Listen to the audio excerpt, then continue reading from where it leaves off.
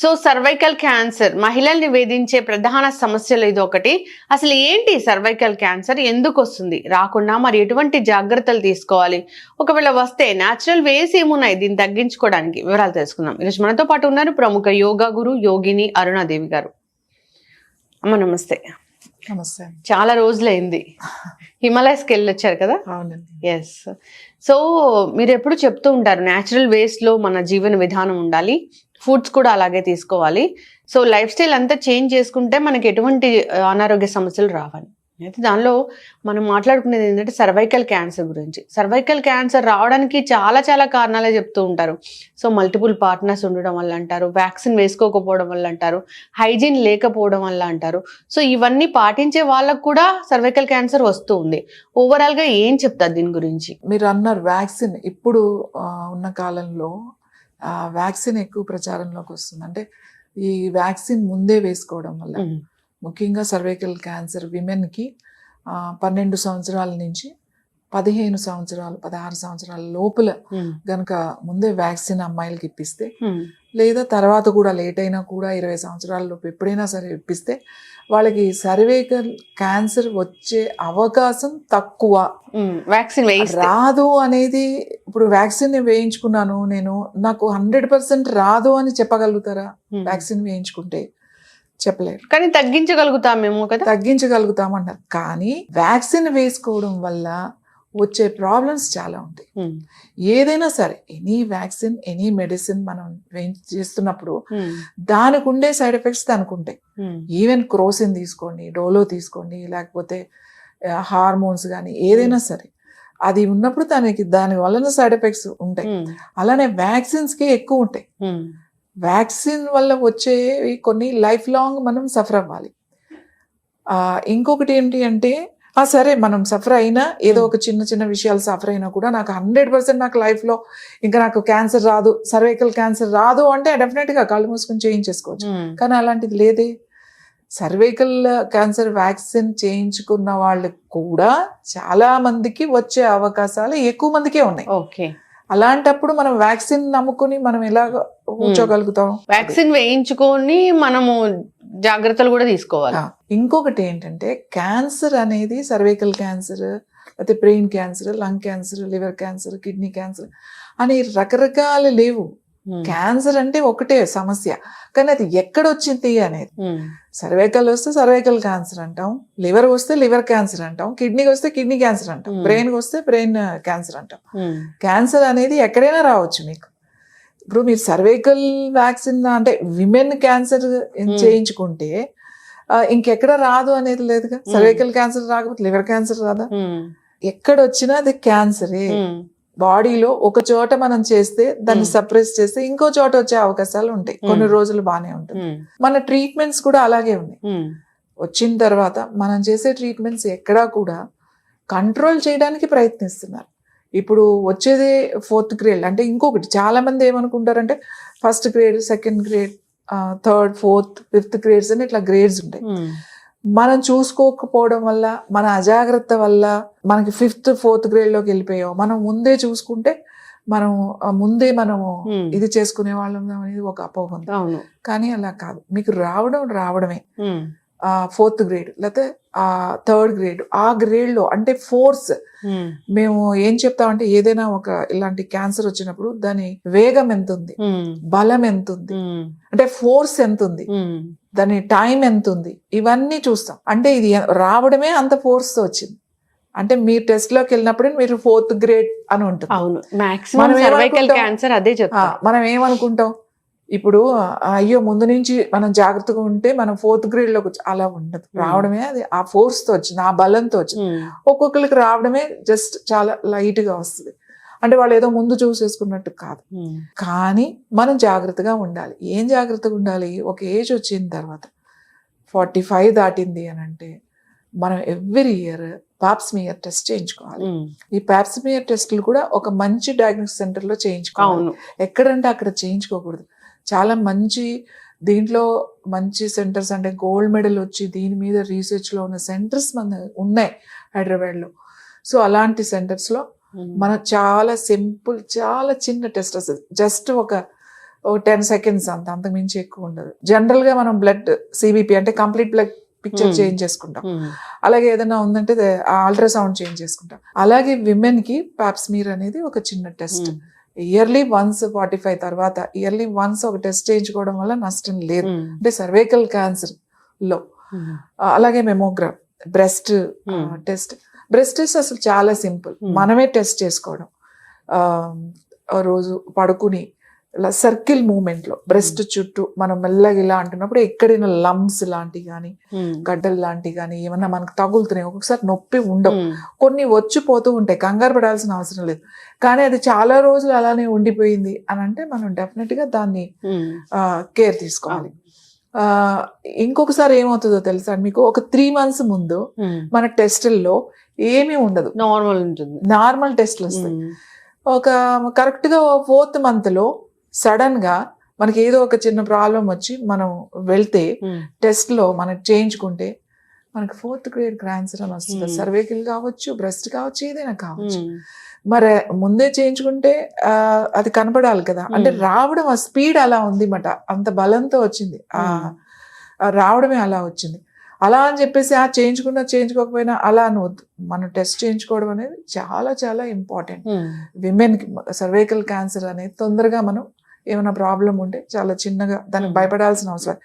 ఇప్పుడు ఇంకొకటి, క్యాన్సర్ అనగానే ఇంకా దీనికి మందు లేదు, ఇంకా మనం చచ్చిపోవడమే, ఇంకా రేపా ఎల్లుండా అనే దానికి ఉంటుంది. ఆ మందులకు భయపడే వాళ్ళు కూడా చాలా మంది ఉంటారు. క్యాన్సర్ ఉన్న లోపల ఉన్న ఏమి అనిపించదు, ఎటువంటి ఇబ్బంది ఉండదు, ఒక్కొక్కసారి ఏమి అలా ఉండవు. కానీ ఎందుకైనా మంచిదని చెక్ చేయించుకున్నప్పుడు మీకు ఉంది అని తెలుస్తుంది.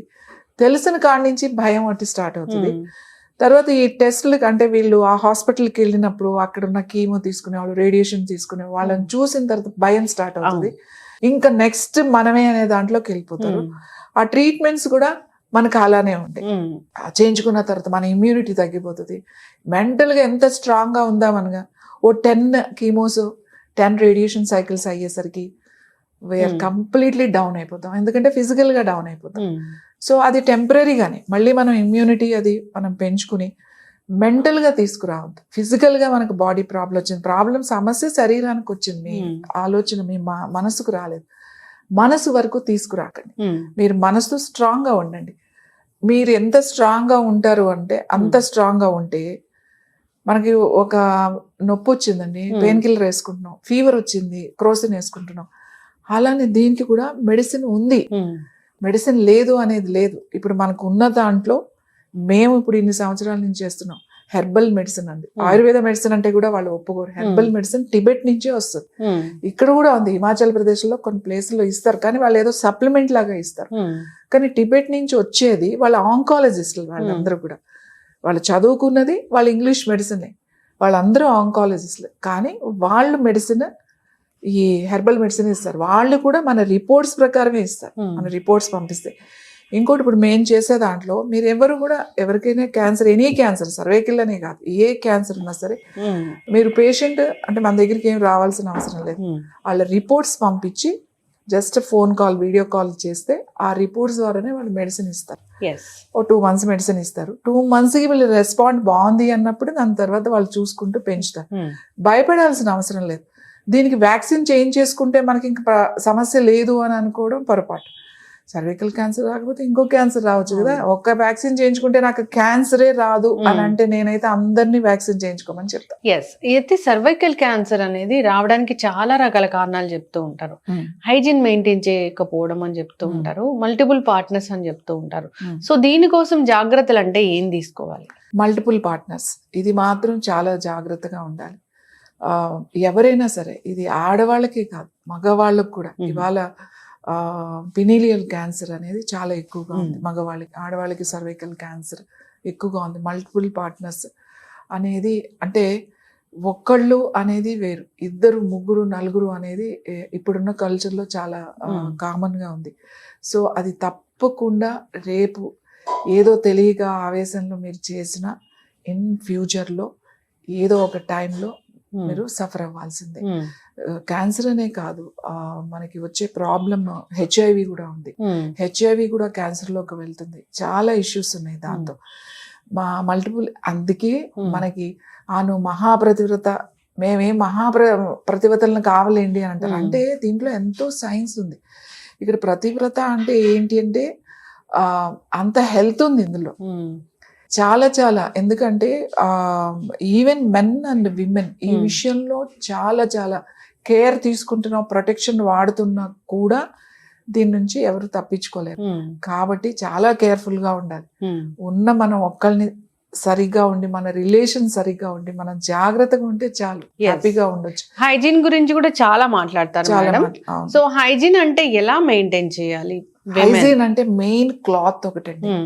మన పర్టికులర్ గా ఇన్నర్స్ వాడేవి, ఇన్నర్స్, అండర్ వేర్స్, తర్వాత బ్రాసరీస్. విమెన్ ఇప్పుడు వచ్చే చాలా చూడండి అంత సింథటిక్ వాడుతున్నాం మనం.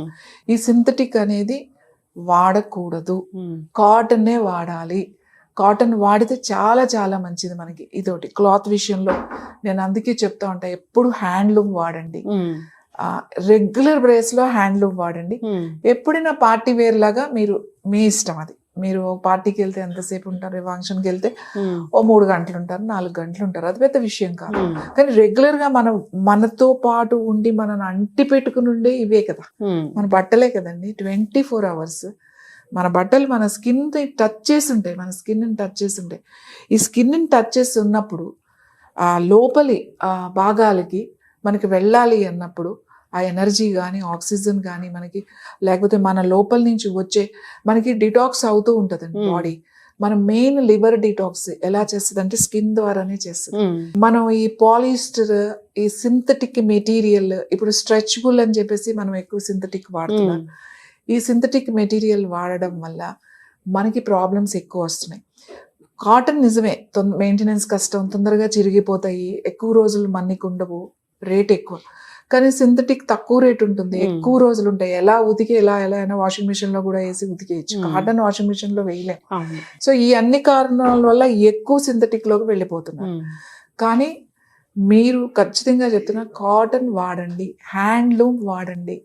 హ్యాండ్లూమ్ వాడితే అందరూ హ్యాండ్లూమ్ లోకి వెళ్తే మనం హ్యాండ్లూమ్ ని ఒకరిని ప్రోత్సహించినట్టు ఉంటుంది, అలాగే మన ఆరోగ్యాన్ని కాపాడుకుంటున్నట్టు ఉంటుంది. బట్టలు మార్చాల్సిందే ప్రతి ఒక్కళ్ళు.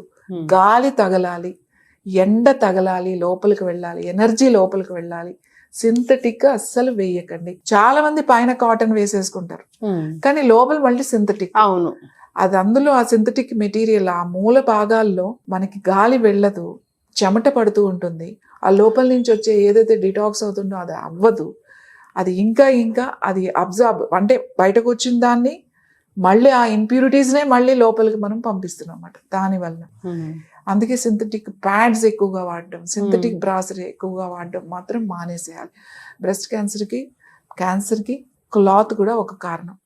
ఇంకా హైజీన్లోకి వెళ్తే కెమికల్స్, ఇంకా ఏంటి ముఖ్యంగా పెర్ఫ్యూమ్స్. తర్వాత ఇప్పుడు పెర్ఫ్యూమ్స్ అంటే డియోడ్రెంట్స్, అండర్ఆర్మ్స్ వాడే డియోడ్రెంట్స్ ఇప్పుడు చాలా ఎక్కువ మంది అమ్మాయిలు వాడుతున్నారు. అంటే నల్లగా అవ్వదు, చెమట స్మెల్ రాదు, ఎక్కువసేపు ఉండాలి అనేది. తర్వాత రిస్ట్కి వాడేది వేరుంటుంది, ఇయర్స్ వాడేది వేరుంటుంది, అండర్ఆర్మ్స్ వాడేది వేరుంటుంది. ఇలా ఎన్ని వచ్చేసినాయి అని అంటే ప్రతి పార్ట్కి ఒక ఇది అండర్ఆర్మ్స్ వాడితే మీకు ఇలా ఉంటుంది, మీకు ఇక్కడ వాడితే బికినీ పెర్ఫ్యూమ్స్ డియోడ్రెంట్స్ వచ్చినాయి. ఇలాంటివన్నీ వాడడం వల్ల ఈ కెమికల్స్. ఇంకొకటి సర్ఫ్, ముఖ్యంగా అది వాషింగ్ మెషిన్ లో అవుతున్నా, నానబెట్టి ఉతికిన. తర్వాత ఫ్లోర్ క్లీనింగ్స్, కిచెన్ క్లీనర్స్, మనం వాడే లైజాల్ అని వాడతాం ఫ్లోర్ క్లీనింగ్, ఫినాయిల్ వాడతారు. తర్వాత సర్ఫ్, ఏ సర్ఫ్ వాడినా కూడా అది ఈ సర్ఫ్ ఆ సర్ఫ్, ఇవన్నీ స్ట్రాంగ్ కెమికల్స్. మనం ఈ బట్టలు నానబెట్టి ఉతుకుతాం కదా, అందులో ఉన్న కెమికల్స్ పోవు, మళ్ళీ ఆ బట్టలే మనం ఐరన్ మనం వేసేసుకుంటాం బట్టలు. ఈ కెమికల్స్ వలన కూడా, డియోడ్రెంట్స్ వలన కూడా కెమికల్స్లోనే బతుకుతున్నాం మనం. సో అందుకే మన వాళ్ళు ఆడపిల్లలు అంటే మంచి పువ్వులు పెట్టుకునేవాళ్ళు, సీజనల్ ఫ్లవర్స్, రోజ్ ఫ్లవర్స్ పెట్టుకునేవాళ్ళు. సమ్మర్లో మల్లెపూలు, సన్నజాజులు, విరజాజులు, సంపంగి అన్నీ పెట్టుకునేవాళ్ళు. ఆ మంచి ఆ వాసన, ఆ రిలాక్సింగ్, టెన్షన్ లేకుండా, స్ట్రెస్ లేకుండా ఉండేది, ఆ అరోమా, ఆ స్మెల్. సో ఇప్పుడు అంతా కెమికల్ పెర్ఫ్యూమ్స్ మీదే ఉన్నారు. ఇవి ముందు ఆపాల్సినవి మనం, ఇవి వాడకూడదు. దీని వలన ఈ సర్ఫ్ వలన ఎంత లోగా ఉంటే అంత మంచిది. మనం కుంకుడికాయ పులుసు వాడచ్చు. కుంకుడికాయలు మంచిగా నానబెట్టేసి కొట్టేసి దాన్ని వడపోసి దాంట్లో మీరు బట్టలు నానబెట్టేసేసి ఉతికి ఆరచ్చు. ఆఫ్కోర్స్ కుంకుడికాయలు పడితే మీకు 2 బస్తాలు పట్టొచ్చు, పర్వాలేదు కదా. మనకి హెల్త్కి మంచిది, మురికి వదులుతుంది, బాగానే ఉంటుంది. మెయింటెనెన్స్లో కాస్త కొంచెం అటు ఇటుగా ఉంటుంది. కెమికల్స్ ఆపాలి. మనమే ఇంట్లో పౌడర్స్ తయారు చేసుకోవచ్చు. బట్టలు ఉతుక్కోవడానికి ఇంట్లో తయారు చేయొచ్చు నానబెట్టుకుని. మనం ఎంతసేపు ఫోమ్ చూస్తున్నాం, ఎంత ఫోమ్ వస్తే అంత మంచిది. సోప్స్, తర్వాత లిక్విడ్స్ కూడా వచ్చేసినాయి ఇప్పుడు, ఫోమ్తో వచ్చాయి ఎక్కువ. ఇప్పుడు లిక్విడ్స్ వాడుతున్నారు అందరూ. బాడీ జెల్స్ అని, హెయిర్ జెల్స్ అని, షాంపూ కెమికల్స్, ఇవన్నీ మనం కెమికల్లోనే ఉన్నాం. తినడమే కాదు, పూసుకుంటున్నాం రోజు, పీలుస్తున్నాం రోజు. ఇంట్లో హైజీన్ మీరు ఇప్పుడు హైజీన్ అన్నారు. హైజీన్ అంటే ఏంటి?